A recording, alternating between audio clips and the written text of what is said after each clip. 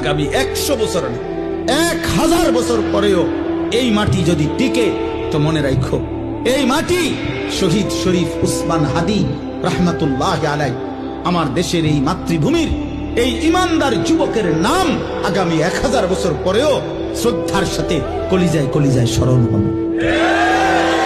পৃথিবী তাকে মনে রাখে। হ্যাঁ হ্যাঁ, মনে রাখো বাবা, এই যুবক ইমানদার ছিল।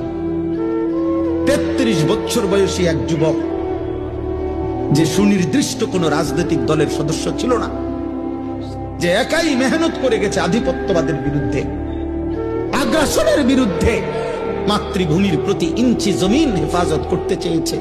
তার সামর্থ্যের সবটুকু দিয়ে সে বলেছে, সে পাক্কা নামাজি ছিল, 5 ওয়াক্ত নামাজ পড়ত, ফজরের নামাজ প্রতিদিন জামাতে করত, ফজরের নামাজ ক্যাম্পেইন করত, সাথীদেরকে ফজরের নামাজের জন্য উঠাইতো, ফজরের নামাজের বন্ধুদেরকে সাথে নিয়ে এরপরে ঢাকা 8 সংসদীয় আসনে ওয়ার্কিং করত প্রতিদিন ফজরের নামাজের পরে। তুমি খবরে দেখো,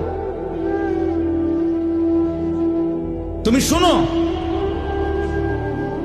দেখো এক যুবক, একই সাথে ঈমান এবং দেশপ্রেম দুইটাই তার মধ্যে সমান তালে ছিল।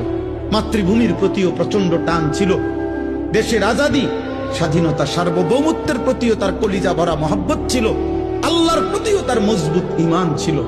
আল্লাহ বলে, যুবক তুমি চেয়েছো মাত্র, সে বলছে আমি যদি 500টা ভোট পাই, 5000 ভোটও পাই, তো আমি প্রথমবার দাঁড়াইছি, আমি সার্থক মনে করব।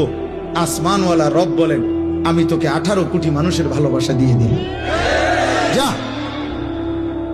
গোটা মাটির ভালোবাসা দিয়ে দিলাম। তুমি যুবক চেয়েছো 500 ভোট, আলহামদুলিল্লাহ, আলহামদুলিল্লাহ। কি আশ্চর্য যুবক বলো, এই দেশের লক্ষ আলেম, মুফতি, মুহাদ্দিস, ইমাম, খতিব, মুয়াজ্জিন, ওয়াইজ, পীর, বুজুর্গ, আউলিয়া, তালিবে ইলম, হাফেজে কোরআন, আল্লাহর দ্বীনের সবাই, আবার সাধারণ থেকে সাধারণ মানুষ, রিস্কাওয়ালা, ট্রাকওয়ালা, ঠেলাওয়ালা, কুলিওয়ালা, দিন মজুর, বুড়া মানুষ, জওয়ান মানুষ, বাচ্চা মানুষ, সবটার জন্য চোখের পানি ফেলে অঝরে কাঁদছে। এজন্য যুবক, মরিলে এমন মরাই মইর, বাঁচলে এমন বাছাই বাইছ।